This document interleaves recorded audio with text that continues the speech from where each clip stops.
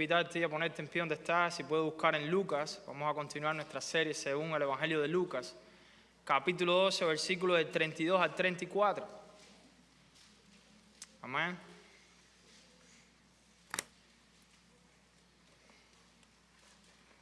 Cuando lo tengas, si puedes decir amén, ahí donde está. Dice Lucas capítulo 12, versículos del 32 al 34. No temas, rebaño pequeño, porque el Padre de ustedes ha decidido darles el reino. Vendan sus posesiones y den limosna. Háganse bolsas que no se deterioran, un tesoro en los cielos que no se agota, donde no se acerca ningún ladrón ni la polilla destruye. Porque donde esté el tesoro de ustedes, allí también estará su corazón. Padre, te damos gracias por tu palabra. Bendícela, Señor. Háblanos, Espíritu Santo, danos entendimiento de ella y usa a tu siervo conforme a tu voluntad, Señor, en el nombre de Jesús. Amén. Pueden sentarse, amados hermanos. Amén, gloria a Dios. Vamos a continuar en nuestra serie según el Evangelio de Lucas. Y yo he traído aquí algunas diapositivas para también poder usar este medio para fortalecernos, ¿verdad? Y reforzar la enseñanza y que el mensaje pueda llegar de diferentes formas al corazón de ustedes. Y hoy vamos a continuar.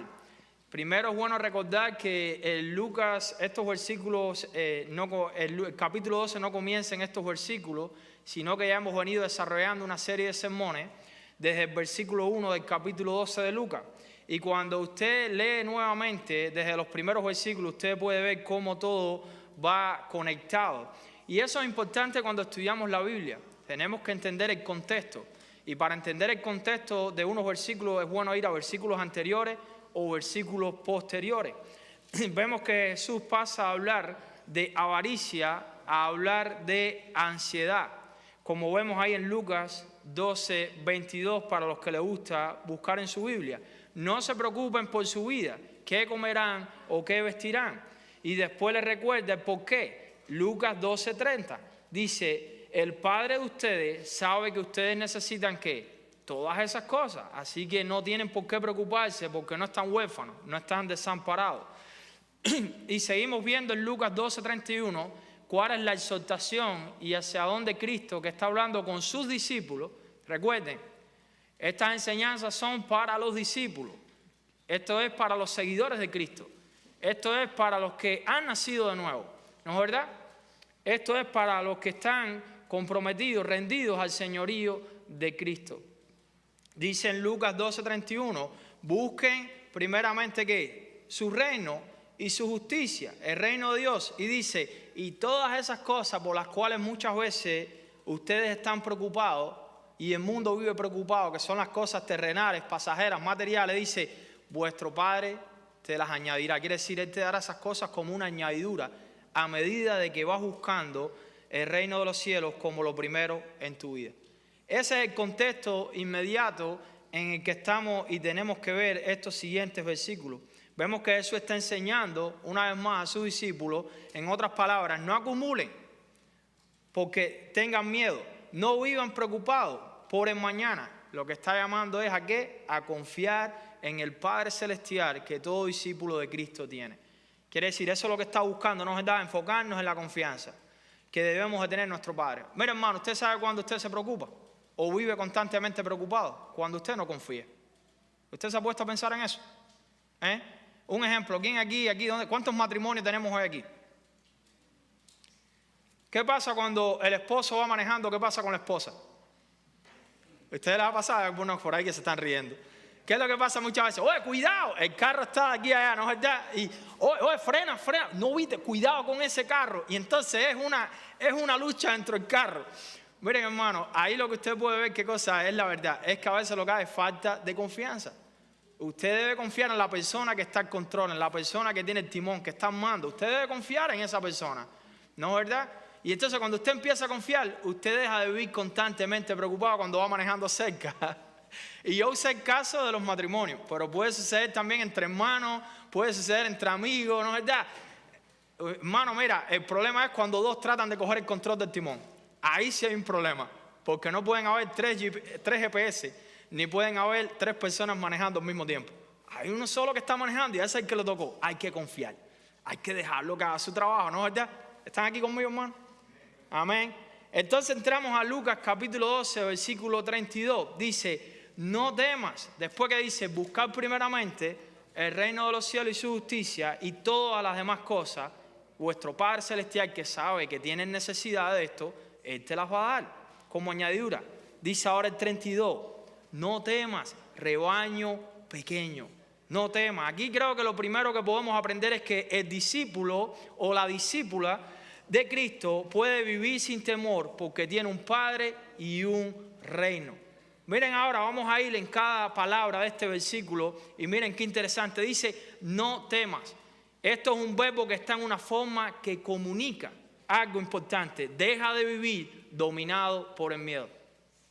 Deja de vivir dominado por el miedo. El miedo es algo que te frena. El miedo es algo que te deja, te para y no te deja avanzar. El miedo es lo opuesto a la confianza. Eso es importante entenderlo. Deja de vivir dominado por el miedo. Ahora, Jesús no está negando que sus discípulos enfrentarán necesidades. Ni Él está negando que sus discípulos enfrentarán circunstancias difíciles. Porque de hecho, cuando vamos a los primeros versículos, eso es precisamente lo que ellos iban a enfrentar. Dificultades, presión por su fe, persecución, momentos tensos y difíciles cuando Cristo sería arrebatado de ellos. Ahora, tampoco Cristo está prometiendo aquí riquezas terrenales para los discípulos. Su argumento es que la preocupación, escuchen esto, amada iglesia, la preocupación puede muchas veces, nosotros somos los que la dejamos, pero no debe gobernarlos porque están bajo el cuidado del Padre Celestial. Cuando usted enfoca su mente, hermano, en que usted tiene un Padre Celestial, por medio de la fe en Cristo Jesús, su mente y su perspectiva y su manera de ver la vida puede cambiar grandemente. Su corazón puede experimentar una paz que sobrepasa todo entendimiento. ¿Por qué? Porque no estamos huérfanos. Tenemos un Padre Celestial. Yo creo que este tema, hermano, ha aparecido repetidamente. No temas, no temas. Mire, vayan a Lucas 12:4. Y ahí mismo el Señor lo estaba diciendo. Viene durante todo el capítulo. No temas. Y ese tema es, no tengas miedo. Baja a Lucas 12:7. No teman, ustedes valen más que muchos pajarillos. No le tengas miedo a los que pueden matar el cuerpo. No le tengas miedo a los que te pueden perseguir, a los que pueden hacerte daño. No tengas miedo, porque ustedes, ¿qué? Valen más, tienen valor, más que ¿qué? Que esas aves tan insignificantes y pequeñas que vemos en la naturaleza y que Dios también las cuida y no se olvida ninguna. Pero ninguna de esas aves fueron creadas a imagen y semejanza de Dios vivo y eterno. Nosotros como seres humanos hemos sido creados a imagen y semejanza de Dios. Quiere decir, tenemos mucho más valor para Dios que las aves del cielo. Y vemos que ahora entonces podemos entender, no temas, rebaño pequeño. Hermanos, es una realidad y tenemos que entender esto. El discípulo puede enfrentar incertidumbre sin permitir que la incertidumbre gobierne su corazón. ¿Usted lo cree? Podemos enfrentar dificultades, sí, las vamos a enfrentar y usted tiene testimonio que ha enfrentado, tal vez ahora mismo usted está enfrentando alguna dificultad. Pero al mismo tiempo podemos enfrentar esas cosas sin dejar que esas cosas dominen y gobiernen nuestro corazón, nuestra mente. Amén. Dice rebaño pequeño. Qué hermoso, hermano. La expresión es profundamente afectuosa. La palabra griega poiñón significa rebaño. La imagen viene del mundo pastoril que los oyentes de Jesús conocían perfectamente en aquel contexto. Las ovejas dependían ¿de qué? Del pastor, ¿para qué? Para protección. ¿Están aquí conmigo esta mañana? Una oveja no estaba sola, el rebaño no está solo, el rebaño tiene un pastor. Y ese rebaño y esas ovejas dependían ¿de qué? Del pastor para protección. Cuando venían lobos, cuando venían fieras que querían atacar el rebaño, había un pastor con un palo largo, ¿no es verdad? Con unas cuantas herramientas. Pues si un lobo venía a hacerse, como dice el dicho, el loco, pues ahí le cogía el palazo, ¿no es verdad? Ahí salía un pastor en defensa de sus ovejas. También, hermano, las ovejas dependían de dirección. El pastor las dirigía, las direccionaba hacia dónde tenían que ir, hacia el lugar seguro. Eso es importante. Dependían de alimento. El pastor tenía la responsabilidad de darle alimento en tiempo a sus ovejas. Y también dependían ¿de qué? De seguridad. Porque las ovejas, hermano, este término que se usa aquí, son como animales indefensos, no son animales salvajes, ¿no es verdad? Y por lo tanto necesitaban ¿qué? Un pastor que les diera seguridad, que les diera alimento, dirección y protección. Esto es lo que se está refiriendo Jesús. Jesús está diciendo en otras palabras, ustedes son pocos, porque Él está diciendo rebaño pequeño. Hermano, ¿cuántos son realmente los verdaderos? Siempre es un rebaño pequeño, siempre es un remanente pequeño a lo largo de la historia, comparado con el mundo. Ustedes son pocos, pero lo que Jesús está animando a sus discípulos es, pero ustedes no están solos. Somos pocos, sí, muchas veces somos pocos, pero como ovejas del Señor, como rebaño del Señor, nunca estamos solos. Mira, hermano, yo me acuerdo cuando yo estaba en Cuba y yo tuve que ir a la entrevista para casarme con mi esposo. Yo tuve que ir a un país que yo nunca había volado, yo nunca había ido a ese país, a Guyana. Y ahí tuve que estar alrededor de 18 días. Yo era claustrofóbico, yo no podía montarme en un avión. Tenía problemas con la claustrofobia, ¿sabe? Que no me gusta estar encerrado. Y hermano, ahí el Señor estuvo conmigo y me ayudó para vencer mis temores. Allá en un país extraño que yo no conocía a nadie, ahí mi pastor estuvo conmigo y me libró del mal y me guardó y me preservó. Y hasta aquí me ha traído. Y usted tiene muchos testimonios cómo el Señor ha estado y está con ustedes durante muchas cosas que usted ha tenido que atravesar en su vida. El otro día tuve que transportar a una señora, fui a buscarla al aeropuerto, es su primera vez aquí en Estados Unidos. Y me gustaba mucho cómo esa señora estaba llena del Señor. Ella sabía que Cristo estaba con ella, ella nunca había volado, su primera vez. Pero ella hablaba y decía, el Señor ha estado conmigo, yo he orado, mi pastor no me ha dejado, hasta aquí me ha traído y Él me seguirá guiando. Hermano, eso es algo personal, eso nadie se lo puede quitar a usted. Yo se lo puedo explicar desde mi experiencia, pero usted tiene sus propias experiencias de cuán bueno es su pastor Jesucristo. Amén. Usted tiene sus propias experiencias. Por cualquier situación que usted ha pasado o que esté pasando, recuerda, usted no está sola, usted no está solo. El buen pastor está con usted. ¿Cuánto lo creen? Amén. Hermano, el reino realmente no comenzó con un ejército. Si usted va al Antiguo Testamento, usted puede ver que siempre comenzó con un grupo pequeño, y aquí en el Nuevo Testamento también con un grupo pequeño de discípulos. Dice Jesús que llamó a ¿cuántos? A 12. Y de esos 12, uno lo traicionó, que lo veremos en el futuro. Y sin embargo, ¿qué? Mira después todo lo que el Señor hizo. Grupo pequeño, después fueron 70. Es una realidad de que esta imagen nos recuerda, como dice el Salmo 23:1, el Señor es mi pastor y nada me faltará. Dice, aunque ande por valles de sombra de muerte, no temeré mal alguno, porque tú estarás conmigo. Dice el salmista, y David estaba experimentando momentos difíciles, momentos de persecución, momentos de donde sus enemigos se habían levantado contra él, y sin embargo David estaba seguro en el buen pastor que estaba con él. David conocía que como oveja él tenía un buen pastor que cuidaba, protegía y alimentaba su alma. Dice, aunque ande por valle de sombra de muerte, no temeré mal alguno. Tú estarás conmigo. Tu vara y tu cayado me infundirán aliento.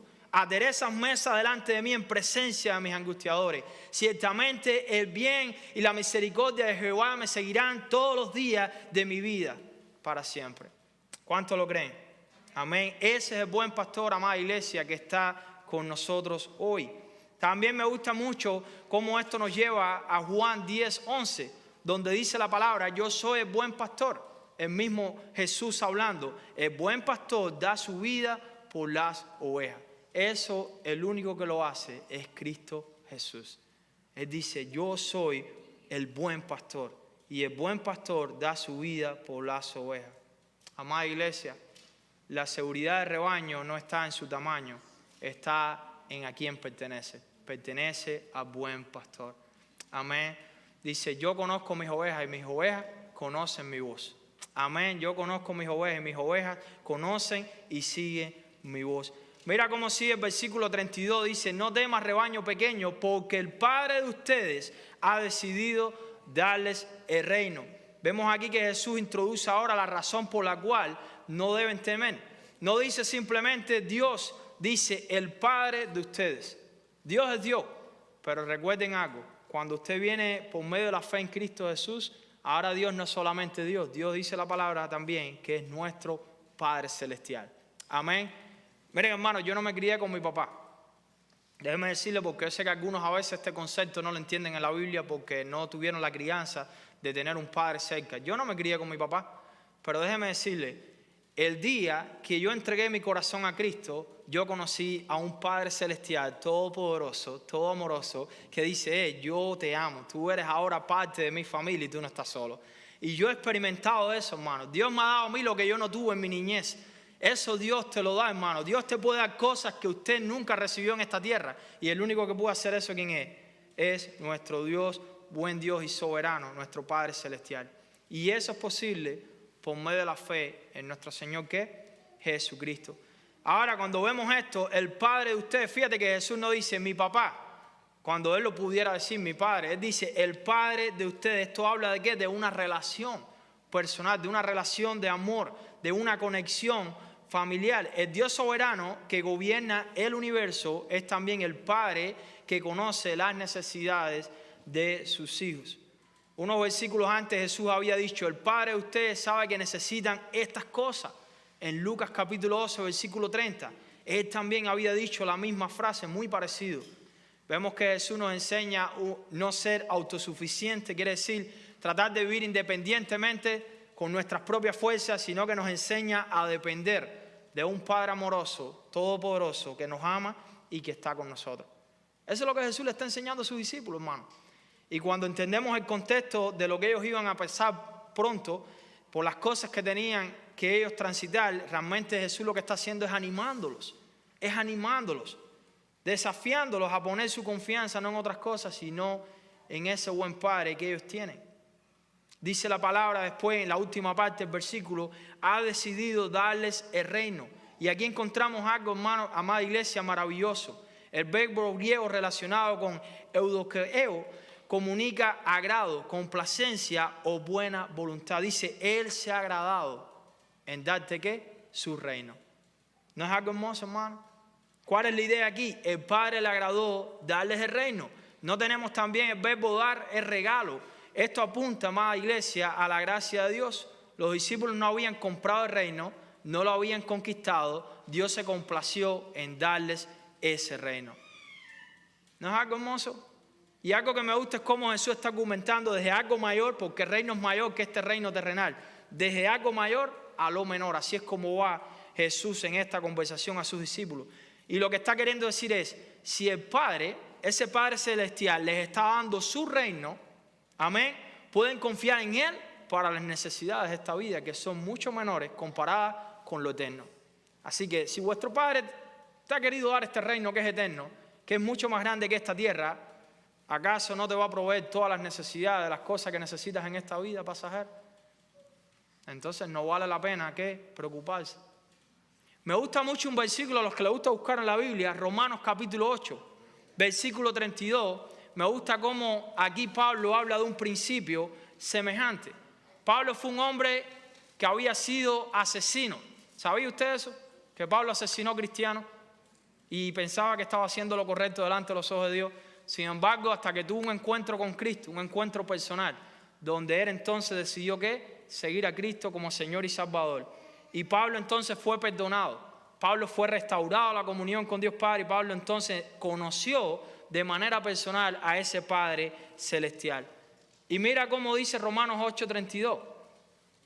El que no negó ni a su hijo, a su propio hijo, sino que lo entregó por todos nosotros, ¿cómo no nos dará también junto con Él todas las cosas? Eso es lo que Pablo está diciendo. Mira, si Dios te ha dado lo más importante, que es su Hijo amado Jesucristo, escuchen esto, amados discípulos, ¿acaso no te dará juntamente con Cristo todas las cosas? Mi pregunta es, ¿por qué seguimos tan preocupados por las cosas de este mundo? ¿Por qué seguimos tan preocupados por este mundo pasajero y por las necesidades que tenemos? Cuando si Dios nos ha dado lo más precioso que tiene, que es su Hijo amado Jesucristo, también no nos dará juntamente con Él todas las cosas. ¿Habrá algo que Dios no nos pueda dar en este mundo, en esta vida pasajera, si ya nos dio lo más importante?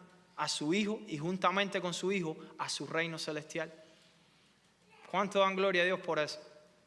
Hoy me gusta mucho que nuestro hermano José estaba en la clase dominical y me gusta cómo él estaba hablando de que somos ¿qué? Conciudadanos del reino de los cielos. Gloria a Dios. Mira el versículo 33, cómo sigue, dice, vendan sus posesiones y den limosnas. Háganse bolsas que no se deterioran, un tesoro en los cielos que no se agota, donde no se acerca ningún ladrón ni la polilla destruye. Aquí vemos que la confianza en el Padre produce generosidad. Si primero tú no entiendes el Padre Celestial que tiene, si usted no entiende eso, si usted no entiende que ese Padre le ama y se preocupa por usted, pues entonces usted no va a vivir confiado en ese Padre para poder vivir una vida de generosidad. Mira cómo todo va conectado. Estén aquí conmigo en esta mañana. Creo que estas palabras se pueden interpretar en el contexto.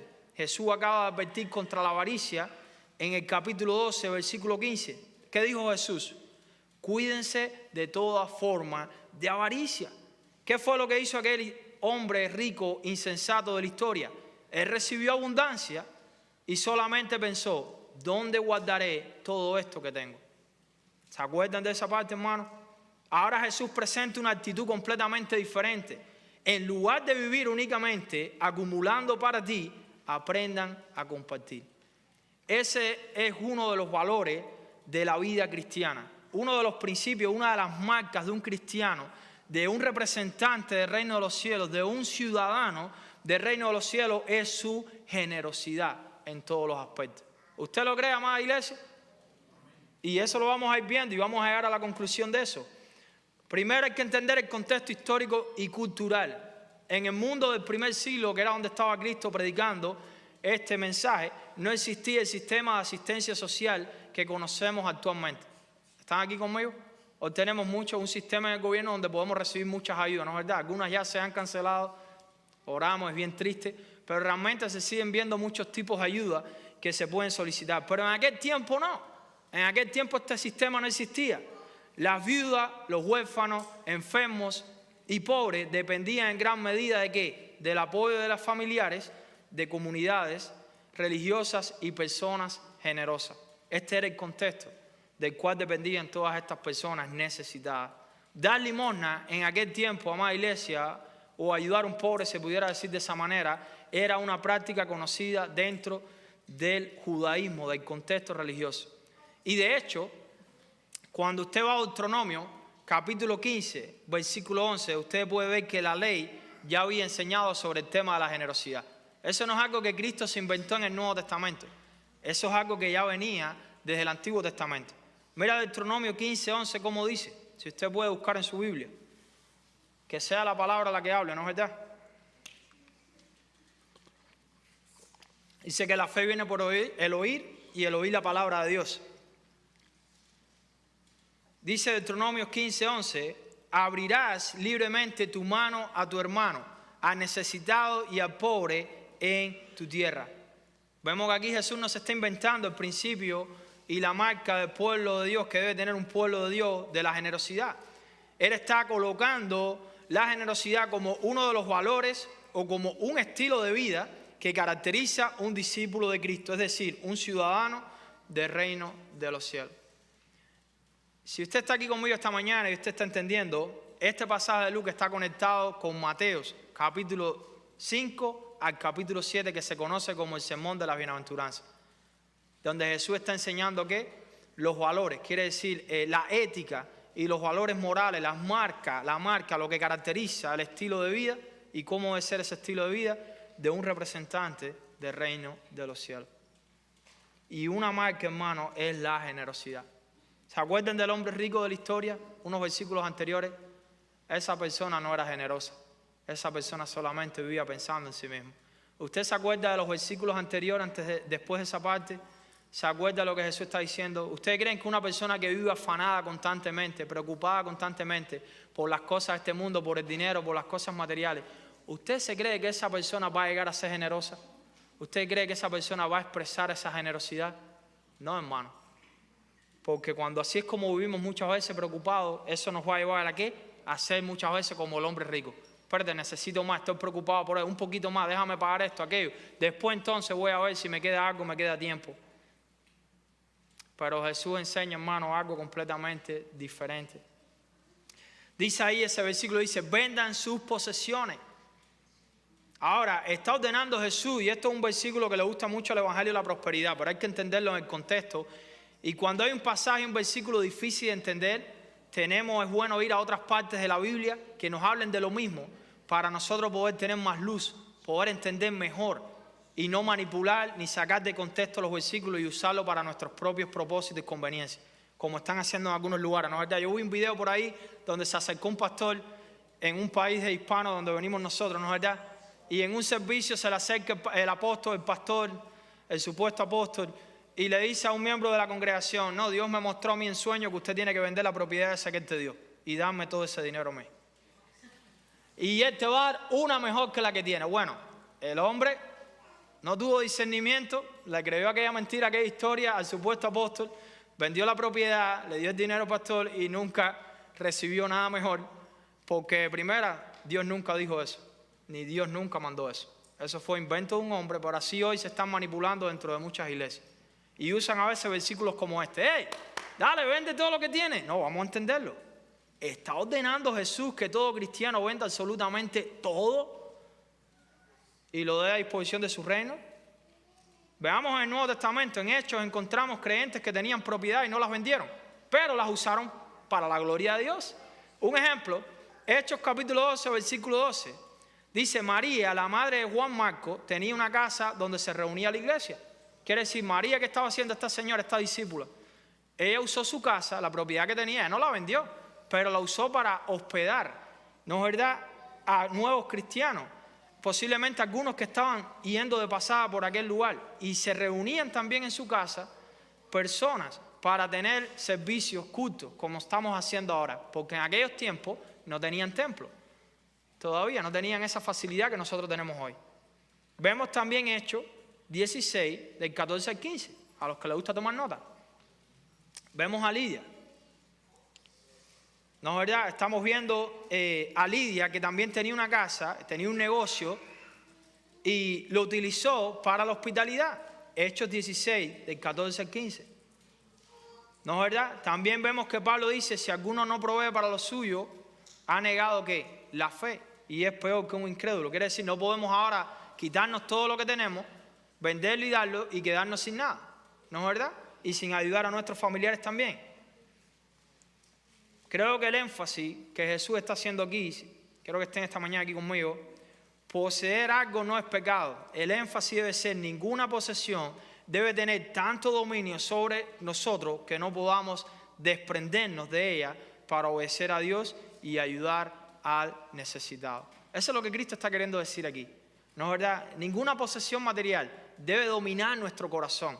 Como aquel hombre rico insensato, el dinero dominaba su corazón al punto de que él no le preocupó ni Dios ni le preocupó a nadie alrededor de él, que estaba realmente, personas que estaban necesitadas. La generosidad, amada iglesia, demuestra que nuestra seguridad no descansa en las cosas, sino que descansa en nuestro Padre Celestial. Amén. ¿Cuánto lo creen? Una persona generosa, un cristiano generoso es un cristiano maduro. Es una persona que ha entendido, que ha llegado a ese entendimiento, que la palabra ha echado raíces en su corazón y ha entendido que su seguridad, su providencia no descansa en lo que tiene. Porque hoy tenemos y mañana tal vez no tenemos todo lo que ya tenemos, ¿no es verdad? ¿Cuánto le ha pasado eso? Has tenido guardado no sé cuánto dinero, se te presentó una situación, se fue todo el dinero. ¿No es verdad? Pero el que nunca se va, el que nunca nos falla y el que nunca se le acaban las providencias a nuestro buen Padre Celestial y a nuestro buen pastor, nuestro Señor Jesucristo. Hermano, la iglesia primitiva también había entendido esta enseñanza de la generosidad. Mira, Hechos capítulo 2, versículo del 44 al 45 dice: todos los que habían creído estaban juntos y tenían todas las cosas en común. Y dice más, dice: vendían todas sus propiedades y sus bienes y los compartían con todos, según la necesidad de cada uno. Ahora, cualquiera coge este versículo y dice: mira, la iglesia del principio lo vendía todo y lo daban todo y ayudaban. Bueno, mi pregunta es: ¿dónde Dios dijo que tenían que vender eso? Todas las cosas y darle. No se trata de una venta obligatoria de todas las propiedades. ¿Quieren ver un ejemplo? Hechos capítulo 5, versículo 4. Demuestra que la propiedad seguía perteneciendo a su dueño. Dice que vino un matrimonio, estaban en esa historia de Zafira y su esposo. ellos vieron a Marco, llamado como hombre de consuelo, ¿no es verdad? Consolación, que animaba, eso es lo que significa su nombre, Marco. Y Marco tenía muchas propiedades, era un discípulo. Y Marco vendió y usó las cosas para el reino de Dios. Lo puso a los pies de los apóstoles para el crecimiento y el inicio de la iglesia, ¿no es verdad? Y ese matrimonio vio lo que Marco hacía. ¿Y qué dijeron ellos? Ah, mira, Marco está haciendo eso, yo también lo voy a hacer. Pero ¿cómo lo hicieron? Lo hicieron con una motivación incorrecta. Lo hicieron por celo y por envidia. ¿Y saben cómo sabemos eso? Y lo hicieron con maldad en su corazón. Porque ellos también vendieron, estos dos cristianos en un matrimonio, vendieron su propiedad siguiendo lo que Marco hizo. Y cuando llegaron, primero entró el esposo. ¿Y qué hizo? Trajo delante de los pies del apóstol Pedro y dijo, mira, esto es en lo que vendí mi propiedad. Y ellos se habían comprometido en traer todo el dinero de su propiedad. Y Pedro le dice, ¿realmente eso es en lo cuanto vendiste tu propiedad? Y dice yo, sí. Y dice, ¿por qué le has mentido al Espíritu Santo? Porque tú no le estás mintiendo a los hombres, tú le estás mintiendo a Dios. Y dice que en aquel mismo momento expiró, murió aquel señor a los pies de Pedro. Como un mensaje de disciplina para la iglesia, para que hubiera temor y no andaran en mentira, en envidia y en hacer las cosas con la motivación incorrecta. Pedro le dice algo, entra la esposa y la esposa también mintió. Y le dijo Pedro, ¿acaso todo lo que ustedes, eso está ahí en Hechos, yo no me lo estoy inventando? ¿Acaso todo no estaba en sus manos? ¿Acaso todo ese dinero no era tuyo? ¿Acaso esa propiedad no era tuya? Eso era todo tuyo, te lo podías haber quedado. ¿Por qué decidiste mentir al Espíritu Santo? Ahí es donde estuvo el problema y el pecado de ellos. A ti Dios nunca te dijo que tú tenías que traer todo eso. Si lo haces y lo quieres hacer, que sea voluntariamente y como se dice el dicho, de buena gana. ¿No es verdad? Con la correcta motivación. Eso es lo que Cristo está enseñando. Si van a hacer algo, si van a ser generosos, háganlo con la motivación correcta. Háganlo con agradecimiento y con amor y conforme a lo que ustedes pongan en su corazón. Dios a ti no te está obligando a hacer nada de eso. Como decía hoy el hermano, que siempre lo dice el hermano José, cuando se trata el tema de las ofrendas y los diezmos. Pero algunos a veces usan estos versículos, ¿no es verdad? Y dicen, dale que vamos a saquear a la iglesia. Dale que vamos a saquear a los hermanos, las ovejas. Y son lobos vestidos de ovejas que vienen a destruir el rebaño del Señor y a abusar de la autoridad, de la posición de autoridad que el Señor, bueno, ellos mismos han dado, porque yo no creo que un verdadero siervo de Cristo haga esas cosas. ¿No es verdad? Hermano, la generosidad debe ser voluntaria y producida con un principio de amor. Cuando surgía una necesidad que pasaba, alguien estaba dispuesto a desprenderse de algo para ayudar. Esto es lo que está queriendo enseñar Cristo en esta parte de estos versículos. Dice, háganse bolsas que no se deterioren. Dice la palabra, hay otra bolsa que nunca se va a romper. Y esa bolsa es hacerse tesoros, ¿dónde? En los cielos. Un tesoro en los cielos que no se agota. Aquí encontramos el contraste con el rico insensato. Él construyó graneros grandes, pero sus graneros solamente podían guardar cosas temporales. Y yo me hago una pregunta. ¿Se llevó algo de lo que el rico guardó con él cuando murió? Nada se llevó. Me gusta mucho como dice el paralelo en Mateo 6, de 19 al 20. Dice la palabra, no acumulen para sí tesoros en la tierra donde la polilla y la herrumbre destruyen, sino acumulen tesoros ¿dónde? En el cielo, donde no se acerca ningún ladrón ni la polilla puede destruir. ¿Saben que en las casas del primer siglo podían ser vulnerables al robo? ¿Sabían eso? No había tanta seguridad como hay hoy. Y aún así hoy vemos muchos problemas con respecto al robo, ¿no es verdad? Pero en aquel primer siglo era fácil robar una casa. Mateo utiliza la imagen de ladrones que penetran para robar. Todo lo que guardamos aquí, hermano, lo que está queriendo decir Jesús es que puede desaparecer en cuestiones ¿de qué? De segundos y de minutos. Así que no vale la pena afanarse y poner nuestra confianza en aquellas cosas que hoy están y que mañana pueden dejar de estar tan fácil. Y a veces no queremos escuchar esas cosas, ¿no es verdad? Pero es la realidad, hermano. Hay un contraste entre el mundo en el que vivimos y lo eterno, el reino de los cielos. La ropa también era una forma importante de riqueza en el mundo antiguo. Hoy nosotros tenemos una cantidad de ropa, ¿no es verdad? Y a veces hasta estamos buscando a quién donarle. El otro día me llamó alguien. Oye, pastor, tengo ahí unas cosas que se me quedaron. ¿A quién se las puedo donar? Digo, oye, ponte de acuerdo con Félix en el grupo de fútbol, mira a ver a quién le hace falta, gloria a Dios. Pero en aquellos tiempos no era así. En aquellos tiempos una muda de ropa tenía un valor muy grande, porque no todo el mundo tenía como se dice, un closet como tenemos hoy nosotros, con tantas percheras que decimos, hoy, ¿qué nos ponemos hoy? No todo el mundo estaba en esa clase social. La ropa era una forma importante de riqueza en el mundo antiguo, por eso encontramos prendas de vestir entre los bienes valiosos, pero una pequeña polilla, escuchen esto, una ropa tan valiosa, una pequeña polilla podía destruir algo tan costoso en cuestiones de nada. Es lo que Cristo está diciendo. Eso tan valioso, que algunos le dan tanto valor, una polilla, ese animal tan pequeño puede venir y destruir y quitarle el valor tan rápido, todo eso que a veces algunos se afanan con esas cosas. Vemos que Jesús está utilizando imágenes sencillas para comunicar que una realidad. Todo tesoro terrenal tiene fecha de vencimiento. Todo tesoro terrenal tiene fecha de vencimiento. Puede deteriorarse, puede perderse y puede también ser que robado. Y aunque nada de eso ocurra, la muerte finalmente nos separará de esas cosas. ¿Están aquí conmigo esta mañana? Amén. Por eso Pablo me dice, me gusta mucho como Pablo dice en primera carta a Timoteo, capítulo 6, versículo 7, nada hemos traído a este mundo. Hermanos, esta verdad la tienen que entender los discípulos de Cristo, sus seguidores. Nada, hermanos, mira, nada hemos traído a este mundo. Así que nada vamos a poder sacar de él. ¿Por qué vivir tan preocupados por las cosas de este mundo y no por lo más importante que es la eternidad y el reino de los cielos? Desprendámonos un poco. Vivimos en una cultura materialista altamente.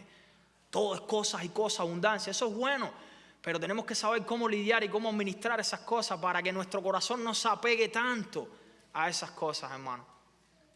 Nuestro corazón tiene que estar apegado a las cosas que tienen mucho más valor. Amén, y que son eternas.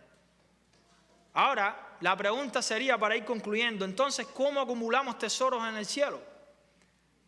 Bueno, creo que no compramos la salvación mediante buenas obras. Eso no es lo que la palabra enseña. La salvación es por gracia, por medio de la fe en nuestro Señor Jesucristo, según Efesios 2, del 8 al 9. Por gracia ustedes han sido salvados, por medio de la fe, no por obra. Ahí es donde empieza uno a hacer tesoros en los cielos. Cuando uno pone la fe en Cristo Jesús, recibiendo el regalo de lo que Él terminó en la cruz del Calvario. Ahí, hermanos, cuando empezamos a ser coherederos de todas las cosas que Cristo ha heredado, porque Él lo heredó todo cuando terminó en la cruz y resucitó al tercer día. Y todos los que ponen la fe en Él también son coherederos juntamente con Él de todas las cosas. ¿Qué le dijo Cristo a los discípulos? Me voy a preparar un lugar. ¿Será mejor ese lugar que estamos ahora? Dice, para que donde yo esté, vosotros, quienes, sus discípulos, mis seguidores, dice Jesús, también estén un día conmigo. Quiere decir que ahora mismo el Señor está preparando un lugar hermoso para que donde Él esté, nosotros también estemos un día con Él. Hermano, ¿usted ha entendido la bendición de ese versículo?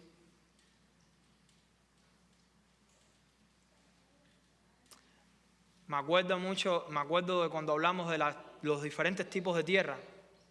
No, ¿verdad? Los diferentes tipos de tierra, que me gusta mucho. Donde había una tierra, dice que la palabra, que cuando los problemas, las preocupaciones, ¿no es verdad? Y la palabra no podía echar raíces.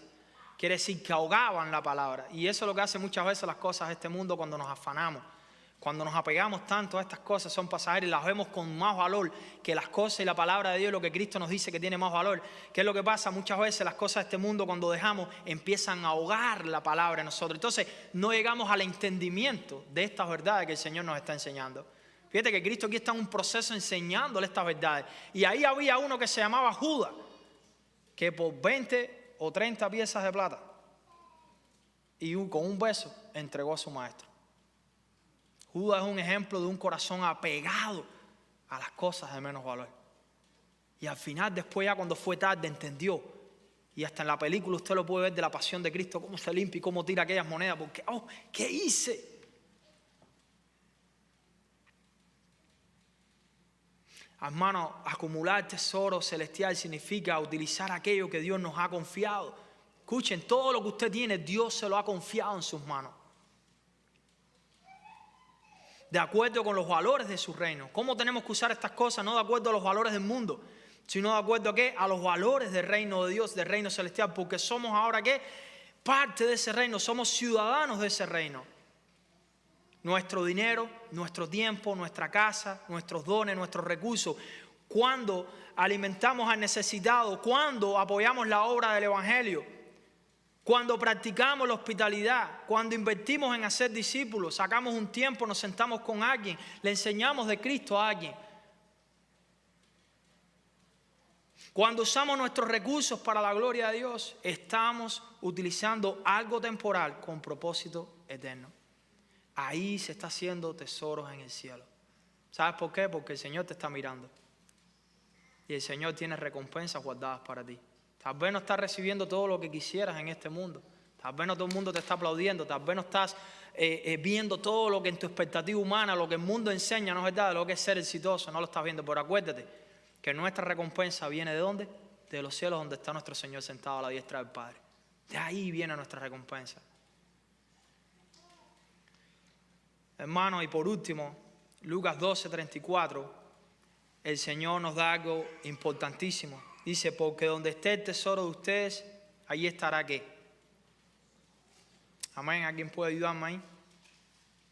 Porque donde esté el tesoro de ustedes, allí también estará ¿qué? Yo creo que aquí vemos la conclusión del pasaje. Jesús pasa a hablar de posesiones a hablar del corazón. ¿Y saben por qué, hermano? Porque ese era el verdadero tema desde el principio. ¿Cuál era el problema del hombre rico? Su riqueza. A veces nosotros le echamos la culpa a las cosas que nos rodean. No, eso es culpa del trabajo. No, eso es culpa de mi jefe. No, Víctor, eso es culpa, pastor, de estas cosas. No, hermano, es tu corazón. Es mi corazón el del problema. Eso ni es culpa de Dios, ni es culpa de lo que me rodea. Es culpa de nuestro corazón, es culpa de nuestras decisiones, es culpa de lo que aquí es primero para nosotros. Esa es la realidad. A veces nos sentamos y las personas, así mismo, hermano, todo el mundo trata de justificarse. No, porque usted no sabe a veces, pastor, porque mira. Hermano, examinemos nuestro corazón. Jesús está llamando a sus discípulos a examinar su corazón. Les está animando, les está exhortando, les está dando la gracia, la guianza con su palabra, sus consejos de lo que tienen que hacer. Hey, tienes que mirar en tu corazón. ¿Dónde estás haciendo tus tesoros?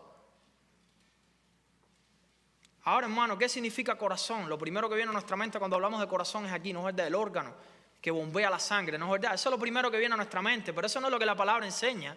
¿Qué significa corazón? En la Biblia el corazón no representa solamente las emociones, es el centro interior de la persona. Es donde están tus deseos, pensamientos, afectos, decisiones, voluntad. ¿Dónde está eso? Nuestra mente, aquí está el campo de batalla. ¿Sabían eso? Este es el órgano que bombea la sangre. Pero se está refiriendo ¿qué? A la mente, aquí está el campo de batalla. ¿Cómo está a veces una persona preocupada constantemente por el dinero? ¿Pensando dónde? ¿Dónde estás pensando en el dinero? ¿Aquí o aquí? Es aquí. Dinero, dinero, dinero. No, esto. Entonces, no está pensando en Dios. No está pensando en la obra. No está pensando en ser un instrumento más dentro de tantos instrumentos para apoyar y ayudar y ser ese granito de arena, ese ladrillo dentro de todo el castillo para impulsar ese mensaje del reino de los cielos.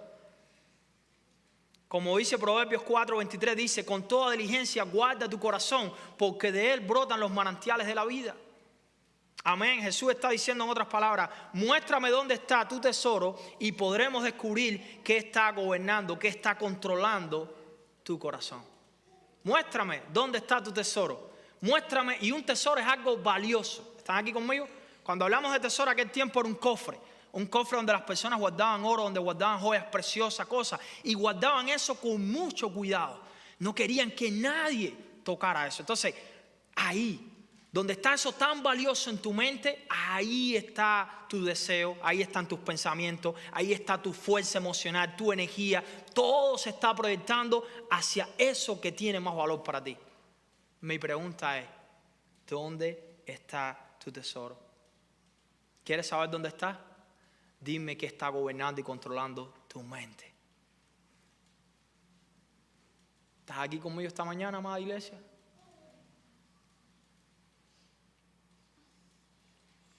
Me gusta mucho el orden que Jesús da. No dice solamente dónde está tu corazón, ahí pondrás tu tesoro. Dice, donde esté tu tesoro, allí también estará ¿qué? Tu corazón. ¿Qué significa esto? Que aquello en lo cual invertimos comienza también a traer nuestros afectos, nuestros deseos. Invertimos constantemente en algo y comenzamos a preocuparnos más por eso. Por eso, dar es también una disciplina espiritual. La generosidad no solamente revela nuestro corazón, también ayuda a entrenarlo. No solamente revela, hermano, mira, hermano, usted quiere despegarse de las cosas, dé. ¿Sabía eso? Y esto no es evangelio de la prosperidad. ¿Usted quiere despegarse de las cosas? Dé. Empieza a dar. al que está a su lado, al que usted conoce que está necesitado, lo que pueda. Dé, hermano, y usted verá cómo usted empieza a despegarse de las cosas materiales. Es una disciplina espiritual, hermano. Una persona que no da, una persona que le cuesta dar, que le es difícil, que lo hace a regañadienta. Por eso el Señor dice, hermano, mira, no con tristeza, ay, que ya voy a tener menos guardado. No por necesidad. Oh, no, si no doy me va a caer un rayo arriba. Así es como andan algunas veces, no, el Señor me va a cerrar la llave de la bendición si no doy. Hermano, déjame decirles algo. Dios no necesita de nadie. Dios es suficiente. Usted y yo necesitamos de Dios.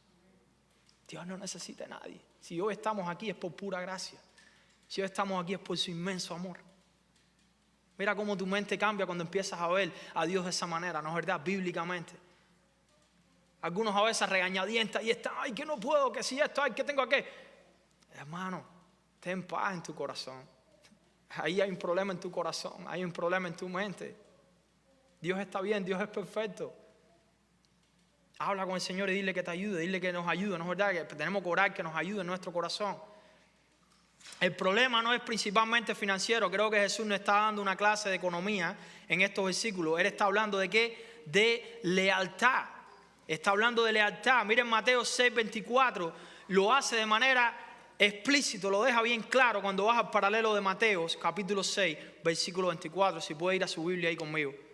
Nadie puede servir a dos señores. ¿Por qué? Sencillo. No puedes servir a Dios y a la riqueza. ¿Por qué? Sencillo. Vas a terminar amando más a uno que al otro. Sencillo. Dios no comparte su gloria con nada. El dinero puede ser un instrumento que utilizamos. Es verdad, necesitamos dinero para todo, ¿no es verdad? O un amo al cual servimos. ¿Saben eso? Que a veces el dinero nos puede controlar. Y en vez de ser algo que utilizamos para las necesidades y para las cosas de la vida, que Dios sabe que necesitamos, ¿no es verdad? A veces se puede convertir, ¿qué? En un amo, al cual muchas veces nosotros terminamos rendidos sirviendo a ese amo, lamentablemente. Ahora, esto es importante, pero no puede ocupar el lugar de Dios sin convertirse en idolatría. Cuando el dinero ocupa el lugar de Dios en nuestro corazón, eso se llama idolatría. Eso se llama hacerte un Dios en tu corazón. Y eso, hermano, se llama pecado. Por eso quiero dejarles 3 verdades para que podamos llevarnos en esta mañana en nuestra mente. Primero, mi seguridad está en mi Padre, no en mis posesiones. Me gusta mucho, no temas rebaño pequeño. Jesús no promete que nunca tendremos dificultades. Él promete algo mejor. Pertenecemos al Padre. Tenemos un pastor, tenemos un reino celestial, tenemos una esperanza eterna. ¿Cómo aplica esto? Trabaja, ahorra, administra sabiamente, pero nunca pongas en esas cosas la confianza que solamente debe pertenecer a ¿quién? A Dios, como hijos de Dios que somos. El Padre de ustedes sabe que necesitan todas estas cosas. Y si Él lo sabe, no actúa como indiferente. Oh, yo lo sé, pero ahí está. No, yo lo sé, yo les voy a proveer. Y aquí todo el mundo tiene testimonio. Todo discípulo de Cristo, discípula, tiene testimonio de la providencia de nuestro buen Padre. Amén. Esto no es algo que se enseña solo en palabras. Usted lo ha experimentado. Amén. ¿Cuántos lo creen? ¿Cuántos han experimentado aquí la providencia del Padre? Amén. En su vida, en su andar. Entonces no estamos diciendo teoría, estamos hablando de cosas reales, principios prácticos. La palabra es viva. Segunda verdad para llevarnos a nuestra casa, lo que Dios pone en mis manos debe convertirse en una oportunidad para bendecir, amada iglesia. Den limosnas, dice el Señor. La pregunta de rico e insensato fue, ¿dónde puedo guardar más para mí? La pregunta de nosotros como discípulos, como seguidores de Cristo, debe ser, ¿cómo puedo usar, Señor, lo que tú me has dado para ayudar y para bendecir? La generosidad comienza cuando entendemos que somos administradores, quiere decir mayordomos, y no propietarios absolutos. Todo lo que tenemos aquí es prestado, hermano y hermana que en Cristo. Yo he ido a unos cuantos funerales y esos son momentos tristes. Y ahí es cuando uno empieza a pensar y a ver esa realidad de que un día vamos a tener que pasar por ahí. Y no he visto en ningún funeral a alguien que se ha llevado algo. De hecho, he visto personas después fajándose por las herencias. Lamentablemente, así siguen. Y no se ponen a meditar, esto es una realidad que un día hay que enfrentar. ¿Por qué seguimos fajándonos? Se fue fulano y seguimos fajándonos por 4 cosas, 4 trapos, como se dice el dicho. Es una realidad, hermano. Así anda el mundo hoy afanado. apegados a este mundo pasajero. No somos propietarios absolutos. Más bienaventurado, dice la palabra, es dar que recibir. Hechos 20:35. Debemos enseñarle a nuestra familia. Escuchen esto. ¿Cuántas familias hay aquí presentes esta mañana? Amén. ¿Pueden enseñarme su mano? Gloria al Señor. Debemos enseñarle, hermano. Escuchen, no es obligado, pero deberíamos enseñarle a nuestra familia como hijos de Dios, como discípulos, no solamente a trabajar, no solamente a ahorrar, sino también a ser agradecidos, a compartir y a dar en las cosas del Señor. Eso hay que enseñarlo también en nuestra familia. Ahí vamos a empezar a alinear nuestro deseo, nuestra fuerza, nuestra energía y nuestro corazón en las cosas de Dios, donde Él dice que Él nos dará recompensas eternas, hermano. Y tercero, mi tesoro revela dónde está mi corazón. Yo creo que esta es la que nos desafía. Donde está el tesoro de ustedes, ahí también estará su corazón. Podemos decir, Dios es primero, escuchen esto, pero Jesús nos invita a examinar nuestras prioridades. ¿Cuántos de ustedes han escuchado que dicen, Dios es lo primero en mi vida? Y cuando empiezas a ver la vida de esa persona, tú dices, bueno, tú puedes decir muchas cosas, pero tu vida no es una Biblia abierta, tu vida no me está demostrando que Dios realmente es lo primero. Porque como dice el Señor, este pueblo, ¿cómo le dijo a los fariseos? Este pueblo de labios me honra, pero ¿cómo estaba la mente de los fariseos? Bien lejos de Dios. No, los fariseos, Dios, y en el nombre de Dios. Pero su vida, hermano, Cristo vino y le dijo, Nehemías, arrepiéntate, ponte a cuenta con Dios. ¿Sabes por qué hace eso el Señor? ¿Por qué nos confronta donde nos duele? Porque nos ama y no nos quiere dejar igual. Él quiere ayudarnos a crecer en una relación personal con Él. Y para eso, hermano, a veces hay que tocar donde nos duele. Para eso el Señor tiene que venir a nuestra mente, a nuestro corazón con su Espíritu Santo y confrontarnos en esas áreas donde no queremos ni tocar. Y una de las áreas más difíciles, hermano, es el área del dinero. Es una realidad. Hermano, preguntémonos, ¿qué ocupa mis pensamientos? ¿Dónde invierto principalmente mi tiempo? ¿Qué reciben mis mejores fuerzas? ¿Qué pérdida sentiría como si mi vida hubiera perdido su significado? Hazte esas preguntas, hagámonos esas preguntas. No se trata simplemente de cuánto tenemos, se trata de quién tiene nuestro corazón. Ahí está el punto de nuestro Señor Jesucristo. Y déjame decirte, Jesús los está entrenando. Jesús está cogiendo a sus discípulos. Fíjate que Él no está, esta clase no es para los que no están en Cristo, esta clase es para los que dicen, Señor, yo te voy a seguir. Y ahí les está dando una de las clases magistrales. Tienes que enfocar tu mente en mí, tienes que enfocar tu mente en las cosas de Dios. Si tú quieres realmente seguirme, si tú quieres perseverar hasta el fin, déjame decirte, tienes que enfocar tu mente. Y tienes que enfocarla en lo que es eterno y lo que tiene más valor. Y una de las evidencias de que está enfocada la mente en las cosas celestiales, en las cosas del Señor, se ve en cómo vivimos nuestra vida. Se ve en un estilo de vida. Se ve en lo que valoramos. Se ve en cómo actuamos ante las cosas que Dios nos manda en su palabra. Se ve en nuestra respuesta a la palabra de Dios. Ahí, hermano. Hay alguien que dijo una vez llamado Charles Spurgeon, si tu vida no es un mensaje, tu mensaje no tiene vida. Y la única Biblia que van a leer algunos incrédulos allá afuera es cuánto tú obedeces la palabra de Dios. Esa es una realidad. Oremos, amada iglesia. Padre, te damos gracias por tu palabra. Te damos gracias porque tú eres bueno, Señor. Te damos gracias, papá, porque tú no nos quieres dejar igual. Tú nos quieres ayudar a crecer. Tú nos quieres ayudar a madurar, a aprender de ti, a confiar en ti, Señor. Tú quieres nuestra atención. Tú quieres mostrarnos más de tu amor y de tu providencia. Padre, te pido, Señor, que tú nos perdones, Señor, cuando no hemos sido generosos, cuando hemos cerrado nuestra mente, nuestro corazón ante tu palabra, ante la necesidad que tú nos has mostrado, Señor, en la que podemos aportar y ayudar. Te pedimos perdón, Señor, cuando nos hemos afanado con el trabajo, con las cosas de este mundo, más allá de lo que deberíamos en cuanto a trabajo y dinero, Señor. Padre, te pido perdón cuando nuestro corazón ha estado esa batalla, Señor, con respecto al tema de dar. Pido que tú nos ayudes con tu Espíritu Santo, que tú nos ayudes a ser una iglesia generosa, una iglesia, Señor, que te ama a ti sobre todas las cosas, porque tú eres digno, porque tú eres merecedor de toda gloria, honra y alabanza, Padre. Señor, ayúdanos, no hay fuerza en nosotros para esto, solo tú nos puedes ayudar con tu gracia, con tu amor y con tu poder, Señor. Bendice a la congregación, Señor. Bendice a cada familia, a los que nos puedan estar viendo online también. Y pido, Señor, que tú les prosperes en todas las cosas, así como prospera el alma de ellos, Señor. Gracias, en el nombre de Jesús, Señor. Continúa bendiciendo el resto del día, las actividades que tenemos, Señor. Ayúdanos a mostrarle el amor de Cristo a aquellos que nos puedan visitar hoy para las mochilas, Señor. Lo ponemos todo en tus manos. A ti sea toda la gloria y la honra en el nombre de Jesús.